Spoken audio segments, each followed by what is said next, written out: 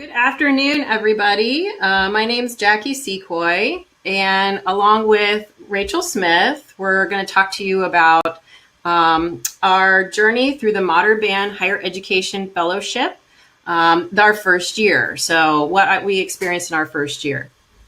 So I'm just going to start off talking a little bit about us and my experience at Longwood University, and then Rachel's going to take over a little bit after that. So this is us. This is Rachel and I, and we met each other at UNC Greensboro when we were both PhD music education students. Since then, we've become great friends, co-authors, and through the Modern Band Fellowship, we have become band mates. And so to begin with, I'm going to talk to you about my experience using modern band pedagogy and infusing that into my courses at Longwood University. Longwood University is a small rural public university in Central Virginia, and I infused modern band into 4 classes that I had already been teaching. Beginning ukulele and beginning guitar. These are classes that anyone of any major and any year can take. I also included it in a class called Integrated Arts for music, which is for elementary education majors and people who are going to be a first or second grade teacher. And then finally in a course called Elementary Music Methods for our music education majors that all of our music ed majors take. So some of the key learning moments that I had throughout last year while using modern band in these courses, it really all started out with the week-long colloquium that we all had at Montclair State University with all other colleagues that were first-year fellows. And this week was really pivotal for me because I've always taught through popular music when I was teaching K-12 and in higher education. And so it was really pivotal for me to see that other people and other colleagues were also interested in doing that in higher education. And personally, I love pop music, I love rock music, so getting the opportunity to connect with other colleagues through that music was really validating to me. So that really sat with me and stayed with me all year and kind of motivated me forward. One of the activities that we did when we were at the Modern Band Colloquium was to use children's literature and use hip hop samples as sort of backing tracks. And we'd practice that, and I remember that being like really kind of scary to me at the time, but I thought it was really a fun exercise. So I used that in my course with elementary education majors. And at first they were really nervous about it, and so was I. But we had so much fun, and we used Dr. Seuss books as the background to that. And they told me after that experience how much fun they had with it, how they could use that in their own classrooms in the future. But they also said at the year end, the semester end survey that they would, say definitely keep that activity in the class. It was really worth it. I also used this in my music methods course for elementary level. And my music education majors had a really interesting response to it, where they have been kind of learning that they feel like classical music is the best way to teach young children. But through this modern band pedagogy and using pop music in that methods course, I had one student specifically who, was just 100% classical music. That's what she wanted to teach. That's what she felt was the most nourishing for people. And after a class one day, after we did modern band, some of those things, she was like, I really see how this could be very, very helpful to my students going forward. And I think a light sort of went on to say, well, this could reach kids in a whole new way. And I see that now. So that was a really pivotal moment for me and for her. One of the other things I did with the modern band pedagogy and the instruments that were donated as being part of a fellow were that I started a faculty band at Longwood. And I really did it for selfish reasons. I really just wanted to play music that was satisfying to me, that fed my soul. And most of the people that I work with in my department were not really interested in playing popular music. So I emailed some other professors across the university and I said, hey, I want to make this band. I want to learn these instruments. If you're into that, let me know. And almost immediately I got some responses from people. So we ended up having a faculty band that included me, a special ed professor, mathematics, biology, sociology, and communication studies. And we met twice a month starting last September until we couldn't really meet anymore as we went online for because of COVID. But you see in these pictures, Dr. Karen Feathers, and she is the SPED professor that I was working with. And we had worked on another project called Longwood Life. And this is a program she created for students with intellectual disabilities to have a college experience. So we had already been working on that.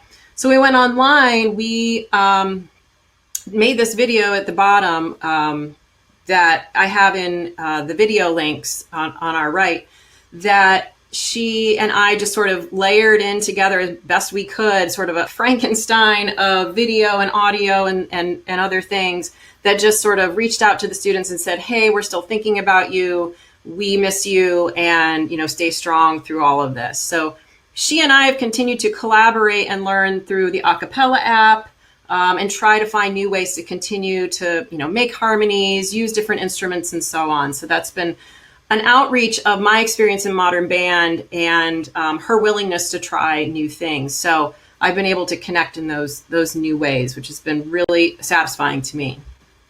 Some areas for continued growth that I see through the fellowship specifically, you know, once I received these instruments from them, you know, the donated instruments, I was so excited, but then I really didn't know what to do with them. I don't have a background in these kind of instruments, so it took me quite a bit of time to set everything up, to figure out, well, you know, how do I set up a bass? How do I set up a drum set?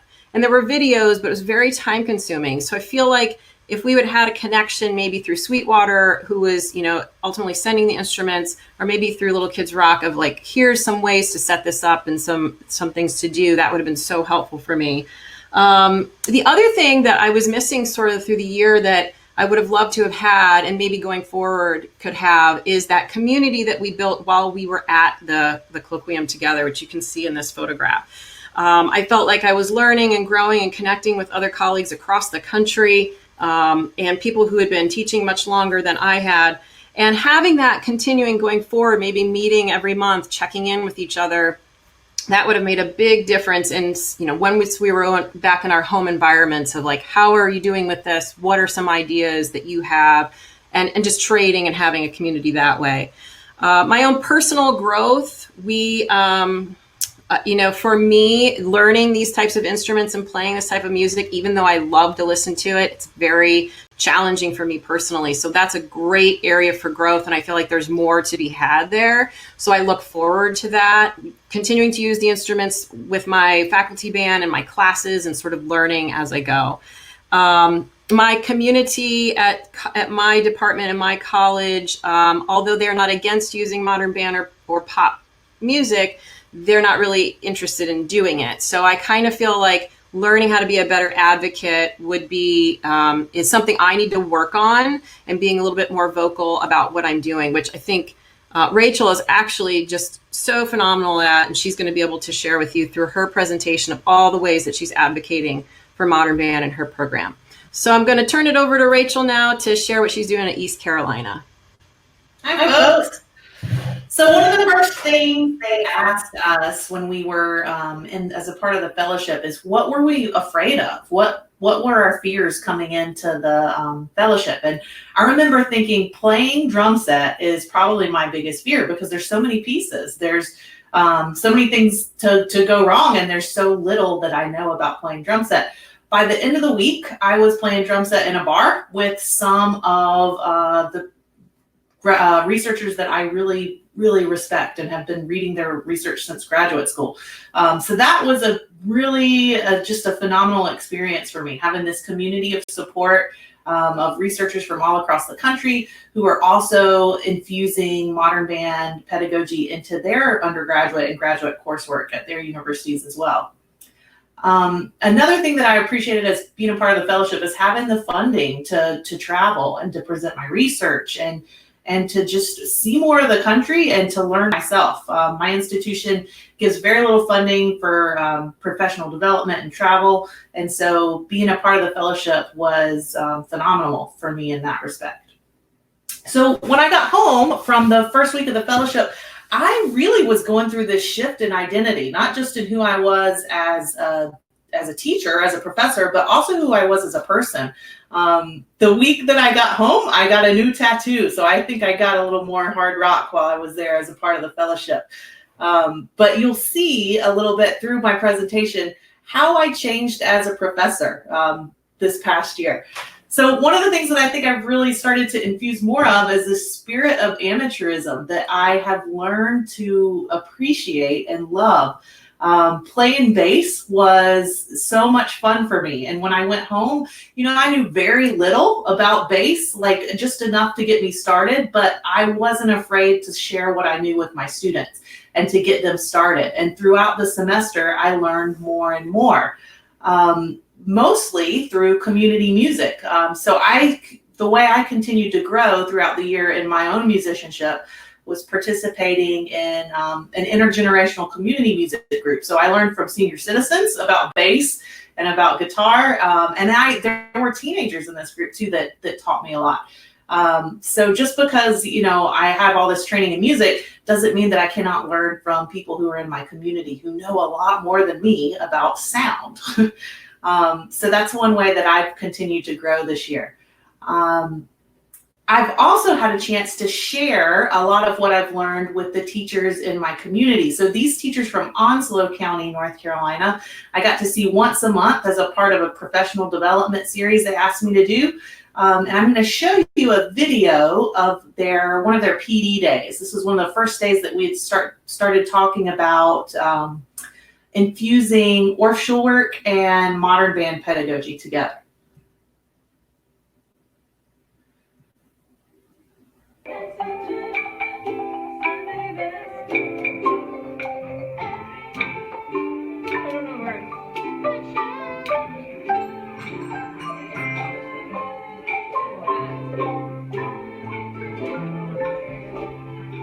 So they're rehearsing in small groups and hallways. So you can see a little bit of their rehearsals.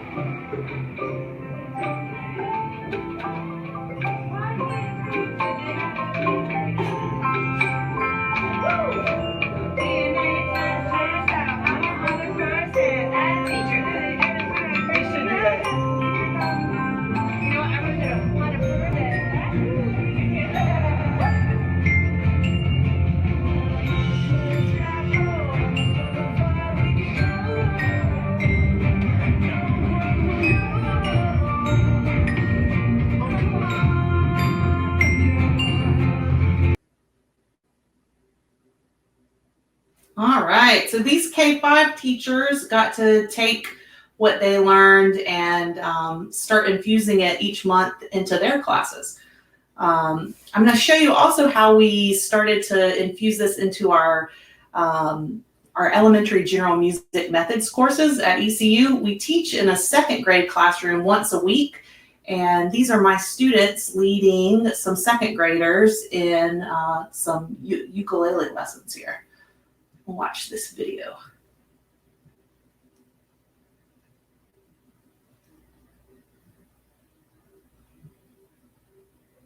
Let's see.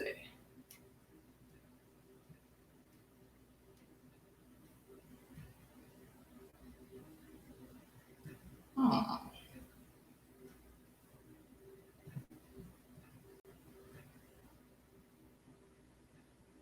Let's see. Daphne, are you around? Can you press play on this video? Let's see if we can get it. I don't have that video on my side, or I would. Okay, let's see. I've got it loaded here. It is not playing. So I'll just tell you what you would have seen. We had our second graders strumming on the C chord, and they were just playing along with that beginning pentatonic melody for My Girl, and we had the second graders come up and take turns playing the bass line for that tune, which was pretty fun to infuse that into our lab class. Another way we've started to infuse modern band pedagogy is in our graduate coursework. So I teach a course in secondary general music for graduate students. And one of our assignments that I added this year is a podcast assignment. Erin Campbell, who's from Greensboro, North Carolina, we got a couple of Greensboro teachers here, with us. Aaron teaches at A&T University, he's the band director there.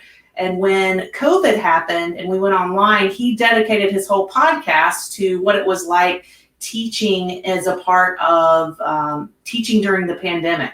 And all of the music in his podcast was original music that he created using digital audio workstations. And it ended up being a pretty professional podcast. Probably what he's going to end up doing for his thesis, instead of publishing a document, is creating a podcast that's going to serve as his thesis. So in a way, the modern band pedagogy has really shaped our graduate program at ECU as well. So this was our last day before classes at ECU before we shut down for COVID. We were about to go on spring break, and we were lucky enough to have Brian Powell with us for the very last day that we got to be all together. And we had a fantastic day with all of our music education and music therapy majors together in one room, focusing on modern band pedagogy. I really felt privileged to be able to do this, and especially to have my colleagues see what modern band is all about, because I think that really made headroads in how I can, begin to infuse this more into our curriculum at ECU. So the next day, while I was in urgent care, thinking that I had the flu, Brian was working with our Pitt County music teachers and some music teachers from across North Carolina at a popular music pedagogy workshop at ECU. And so I'm really excited to see what happens with this in our school systems that are really close to East Carolina, because now all of these teachers are going to have modern band as a part of their curriculum. And hopefully I'll get to see what that looks like in both online instruction and face-to-face instruction next year. So I think in a way, the modern band pedagogy really helped me stay connected to my students throughout the pandemic. Yesterday, some of the fellows from previous years and presented with Brian and I on a cross-institutional collaboration we did using BandLab, where our students layered multi-tracks together to create original songs and original compositions.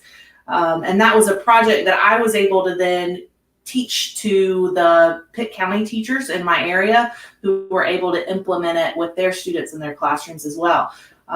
So the moral of the story here is that I think being a part of this fellowship has really boosted my hip factor at my school. It's infused our curriculum and with this vibrancy, and I don't think it's any coincidence that this is the year that I was awarded the Board of Governors Award for teaching in North Carolina, because I feel more just vibrant as a teacher. I feel like I can be more engaging with my students and give them more of what they need to be successful.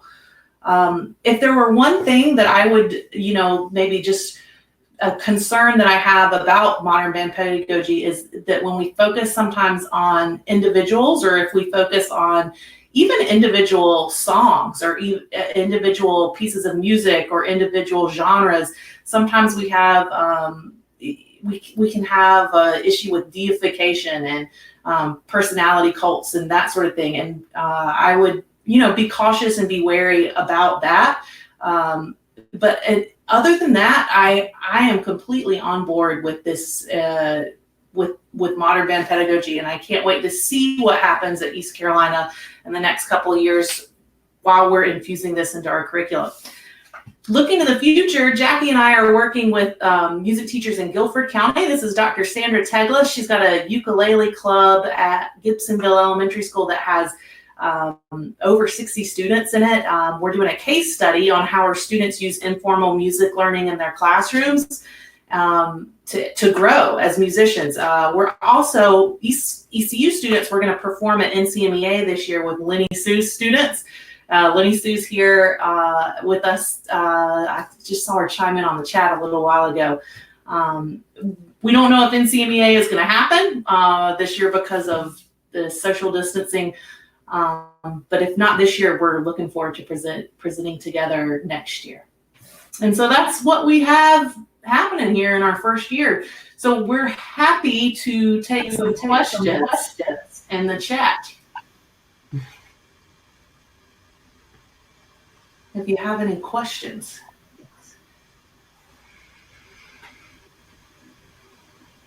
Brian says, we are so hip.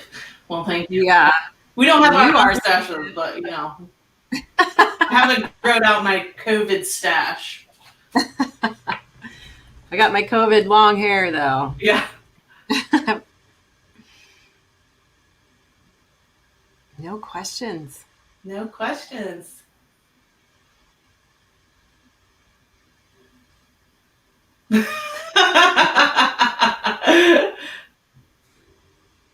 Great. Well, if there are no questions, or some logistical curiosities, Tina says, how long did it take to set up the instruments, cables, and amps? Yeah, that's a great question. It took me several days, and the hardest part for me was the drum set, which would make sense.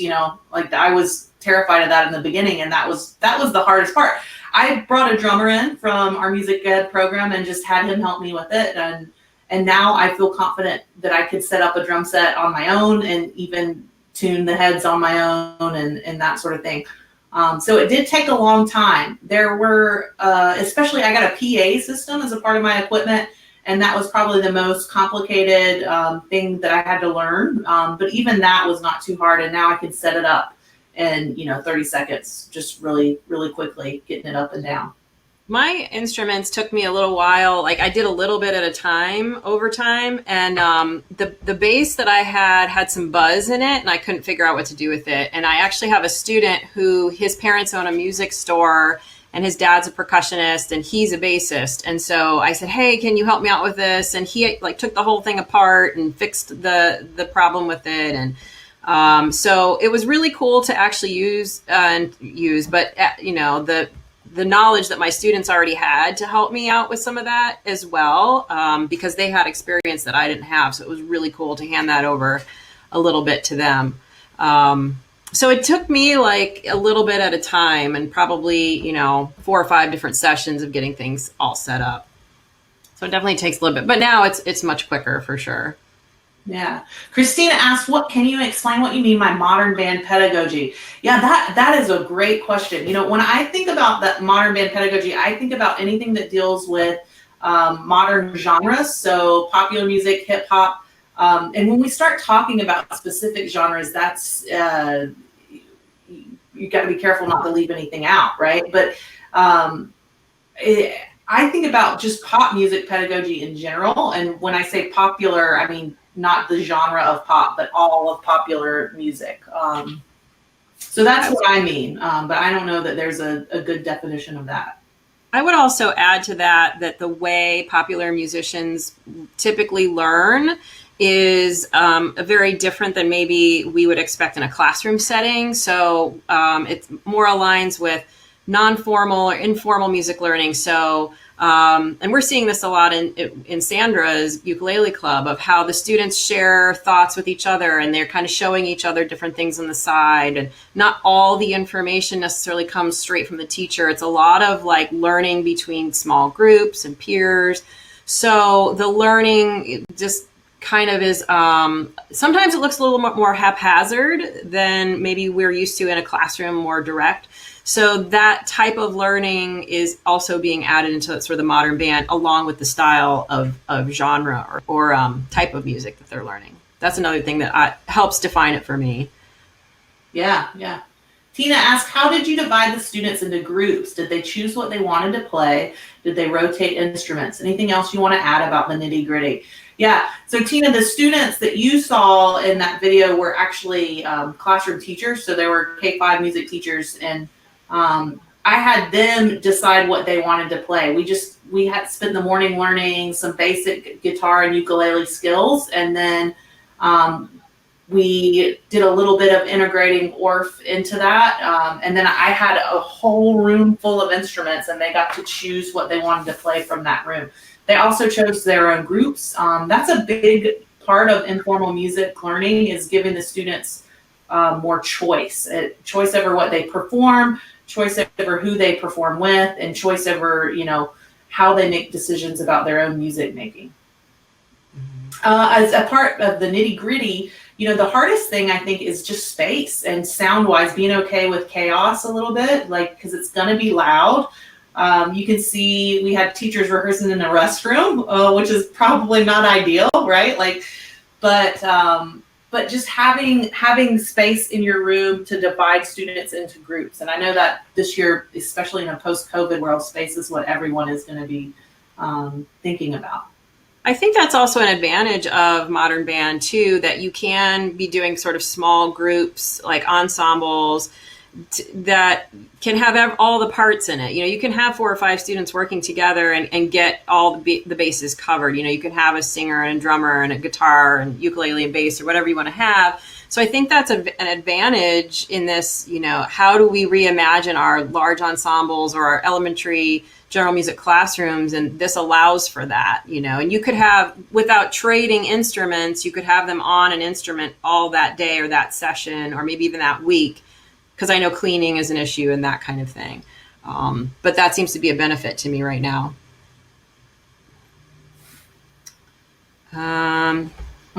Susie and Virginia are planning a fellowship reunion. We're on board. Yep, I'm in. Count me in. Any more questions? All right. We are so happy to have been here with you guys. Thank you all, especially North Carolina folks, for tuning in. In your files, you're going to see an article that Jackie and I wrote on ukulele and YouTube. If you find that helpful, it's there for you. Also in the offers, there's a little promo on getting your online Masters in Music Ed from ECU. So if you'd like to come study with me and get a Masters in Music Education, there you go. The link's there for you. Thanks, folks. Thanks, everybody.